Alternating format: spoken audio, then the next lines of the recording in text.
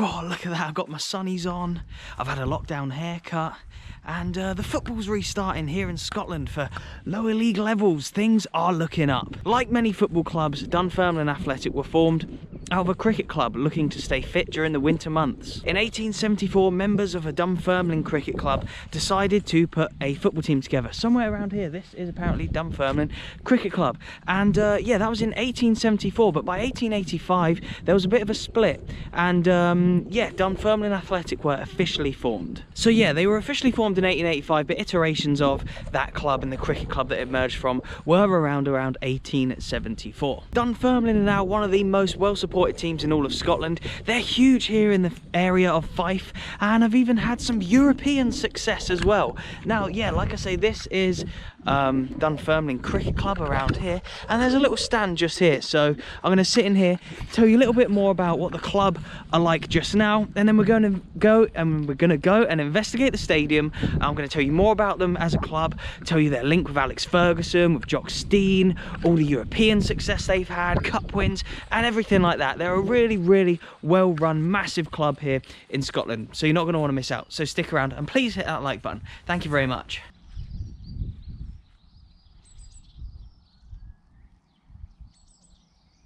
Right, so we'll load up one football just now. I'll give you a visual demonstration, a live demonstration on how Dunfermline doing just now. Don't skip this part of the video, although yes, you can download the app. It's the first link in the description box below. Here they are. Right, so the next game was meant to be against Raith Rovers, but it was suspended due to a COVID outbreak.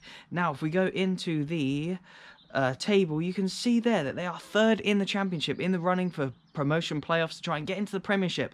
Just above them are Raith Rovers. They're massive local rivals here in Fife. That is their biggest rivalry. It was due to be their next game, but yeah, like I said, it's called off for those reasons. Look at Hearts, they're absolutely running away with it. Hearts should be, yeah, promoted, you'd imagine. They're looking like by far the strongest team in the Championship, which is obviously still playing. Everything below the Championship has been stopped in Scotland, but yes, for Dunfermline, they are still able to play due to their stature and the fact that they are in the Championship. And look at that, third. Will they get up this season? I'm sure there's a lot of Dunfermline fans watching this. That's why you might have clicked on this video. It's why you might have searched for it on YouTube. Do let me know if you think Dunfermline will go up this season. But yes, that just gives you a little flavour about how Dunfermline are doing right now. They're third in the Championship. They're a big club here in Scotland. But they have an amazing history, way bigger than what it may seem just by looking at the league table right now. I will be, of course, taking you down to the stadium just shortly, but before I do, I have been to Dunfermline before for a video. I didn't cover the entire history of the club. It was more of a stop-through kind of video where I was visiting all 4 Fife clubs in a day, 4 league clubs anyway. And yeah, they're traditional rivals, like I mentioned, back in that lovely little sunny stand over there, are Raith Rovers, but they also share Fife derbies with East Fife and Cowden Beath. Not just that though, Kelty Hearts are in Fife as well. They're not in the SPFL yet, but I'm sure they will be soon. Now, I've mentioned Kelty Hearts a lot, and yeah, I do think they'll be in the SPFL soon. But yes, Dunfermline, they are their closest rivals. They're Fife derbies, if you will. But they also share a big rivalry with Falkirk, who are just opposite Dunfermline. It's not in Fife, it's over a river, over a bridge, but yes, they do share a big rivalry with Falkirk as well. They used to be an amateur team up until 1912, which is when they joined the league. So they were formed in the late 1800s, but it took them until 1912 to finally join the Football League system here. I will include a graph of their league form, and as you can see in the early days, pre and post, kind of both wars, they were a bit of a yo-yo club, spending the majority of their time in Tier 2. They did enjoy a little bit of success in the years that they got promoted, but it was in 1949 that they reached their first ever major cup final, where they got to the League Cup final, but they lost against their local rivals East Fife 3-0. Now, if you look at the tables nowadays, Dunfermline are a way bigger team and have done a lot more than East Fife. I do love East Fife, been there before for a few videos, and yes, love the people there, they're absolutely fantastic. But yeah, nowadays you'd say Dunfermline were bigger, but in 1949 East Fife beat them 3-0 at Hampden. Imagine getting to Hampden in the League Cup final, but then losing to local rivals East Fife when you got there. But yeah, it was the 1960s that were kind of their golden era, and that is when Jock Stein joined the club. It's no coincidence that he joined the club in early 1960, and yeah, shortly after it was their golden period. But it's now time to head down to the stadium, where I'll tell you a little bit more about their successes as a club.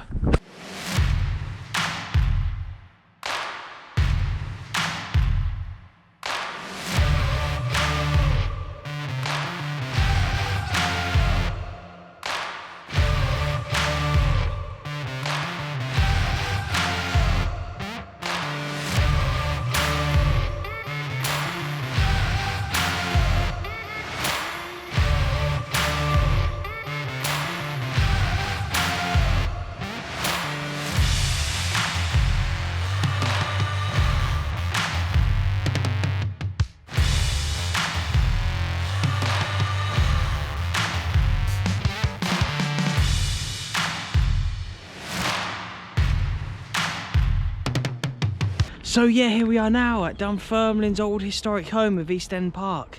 About 12,000 capacity, just shy of, I think about 11,500.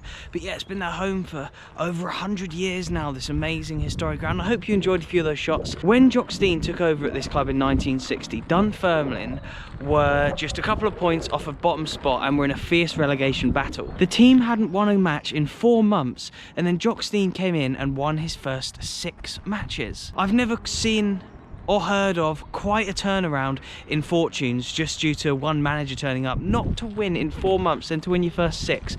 And even more amazing to think that that was his first proper senior managerial job. He had taken charge of the Celtic reserves before he came here, but then he proved here what a great manager he could be after playing at Celtic for so many years.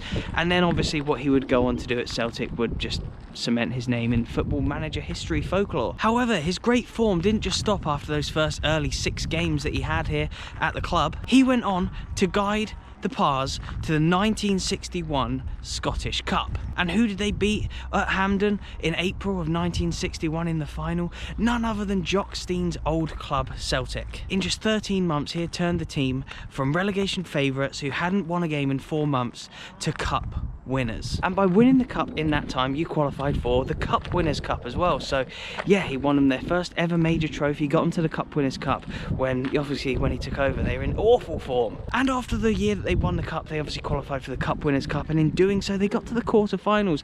They beat St. Patrick's of Ireland in round 1. They beat FK Vardar of Yugoslavia in round 2, but they would lose to Ujpest in the quarter-finals of Hungary.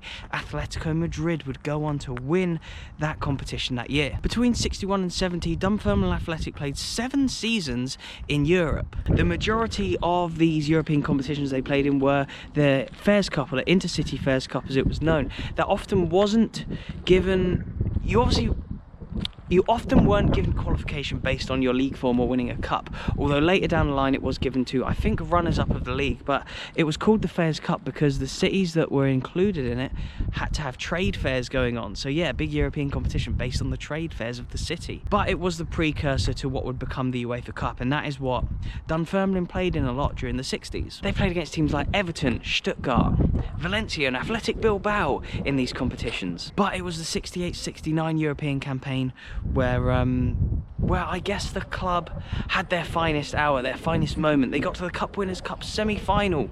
We'll get into the details of the Cup Winners' Cup that season in just a second, where yeah, they reached the semi-final. Absolutely incredible stuff here from Dunfermline, but that does mean they won the cup the year before, 1968. Stein was gone by then, but it was another legendary man, George Farm, who had taken over. Farm led Dunfermline to their second Scottish Cup win, their second one to this day rather. They've still only ever won 2, but yeah, their second one was in 1968 where they beat Hearts 3-1 in the final. That's some achievement in themselves, but the following season, yeah, they qualified for the Cup Winners' Cup, and they were only 1 game away from playing Barcelona in the final. In round 1, they beat Apoel of Cyprus convincingly, 12-1 on aggregate. In round 2, they beat Olympiacos 4-3 on aggregate. And yeah, after 2 kind of exotic trips to Cyprus and then to Greece to face Olympiacos, they would play a little bit closer to home in the quarter-finals, where they would beat West Brom. Despite the high-scoring rounds 1 and 2 against the Cypriot and Greek opposition, they beat West Brom 1-0 over 2 legs. Then the semis awaited against a team I've made a vlog from, a very obscure team that I guess a lot of you may not have been to or even heard of before, Slovan Bratislava in Slovakia. Yes, that was my last game before the first lockdown of COVID back in March 2020. Wow, I can't believe it. Since then, I've still never been to a game with fans. I don't think. I might have been to one, like a friendly or something back in England in the summer, but pretty much no, like the majority of games we've been to now have been through press when there's been no fans. But yes, Slovakia, Slovan Bratislava, that was the last game that I went to on my European trip before I had to come home, cut the trip short sadly. But yes, that is who Dunfermline played in the Cup Winners' Cup semi-final of 1968-69. They lost to the Czechoslovakians, as they were at the time. It wasn't just Slovakia then, it was Czechoslovakia before the country split into Czech Republic and Slovakia.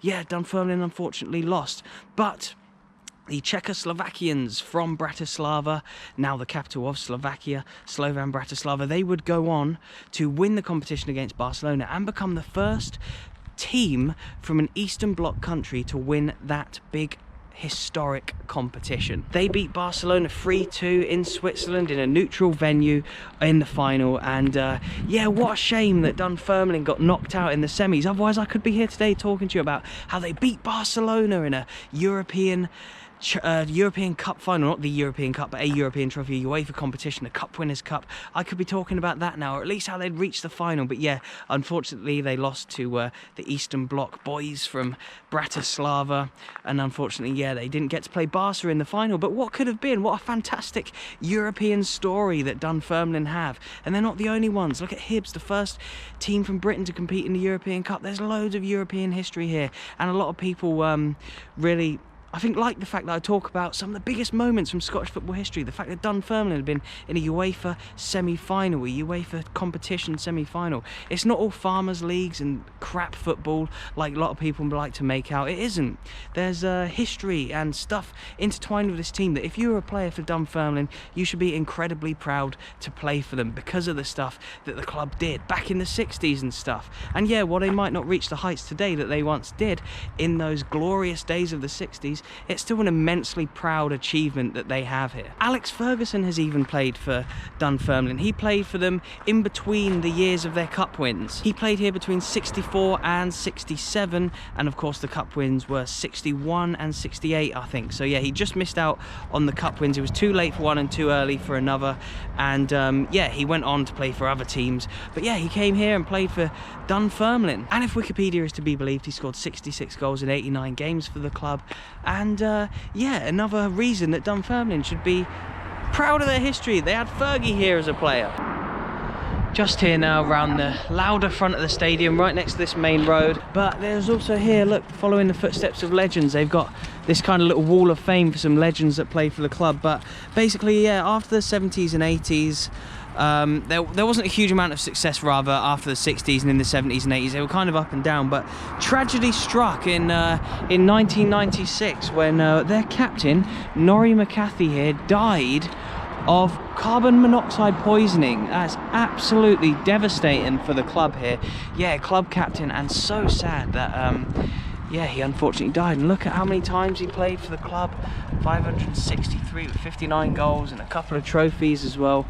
Really, really sad. Dunfermline had a bit of a resurgence in form in the early 2000s, though, reaching 2 Scottish Cup finals and 1 League Cup final, all in the space of like 3 or 4 years in the 2000s. They lost every single final at Hampden to Celtic. How devastating must that have been for the club to get to 3 finals, lose every single one against Celtic, all within the space of a few years. And thanks to 2 of their cup final appearances, they did reach the UEFA Cup, which means that it was their first 2 European tournaments, their first 2 European campaigns since the 69-70 season, back in their like golden age, their heyday. They sadly lost in the earliest qualifying rounds that they played in against obscure Swedish and Icelandic opposition. Stay right there. There is somewhere else I need to take you, a site just close to here that is very intertwined with the football club. I'll see you down there in just a second.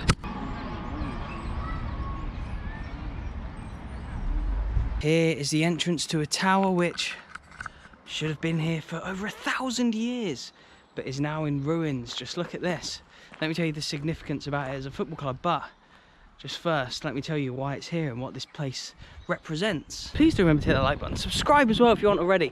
If you haven't subscribed yet and you've seen my videos before, I'm going to more games soon as Scottish football's restarting, especially for like League One and stuff. You're not going to want to miss out on the matches, and as things open up, as the Euros in the summer, you aren't going to want to miss out on it. So please, yeah, do subscribe. Anyway, yeah, back to the story. Colin Dimmock, a school teacher in Dunfermline, created the Dunfermline Athletic Football Badge in 1957. I'll display it on screen just now. The DAFC obviously refers to Dunfermline Athletic Football Club, but the tower that you see on the badge is this very tower here. And yeah, it's just a short walk away from East End Park, Dunfermline's historic home. Malcolm Canmore was King of Scotland from 1057 till 1093. So yeah, like almost 1,000 years ago now, the King of Scotland lived here in this castle in Dunfermline. And so that historic place, this historic place that I stand on now, where the King once lived of Scotland, is now on the badge of Dunfermline. What a lovely way to tie in such a historic part of the area to the football club. And that's what I hope I can show you in these videos, and that you can get out of these videos, is,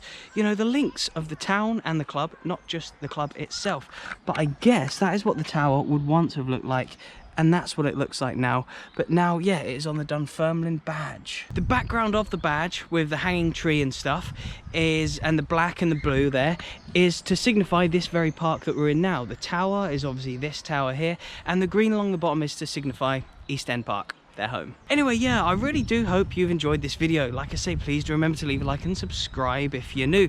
There's way more coming. March restrictions are being lifted. I can still film and stuff now, but as you can see, I'm limited just to being outside stadiums. A lot of clubs don't want to do things with me at the moment, which is fair enough, but as soon as matches start, I do have some lined up. So yeah, like I say, please do subscribe and do download OneFootball as well. First link in the description box below. It goes a long way to support my channel. It's completely free. The more downloads I get, the more chance I get of being sponsored again, which means I can make more videos like this one that you'll enjoy. I'll leave some videos around my head as ever, so you can keep watching my content. What a beautiful sunny day it's been today. I've loved filming this one. Thank you so much for watching, and I'll see you in the next one.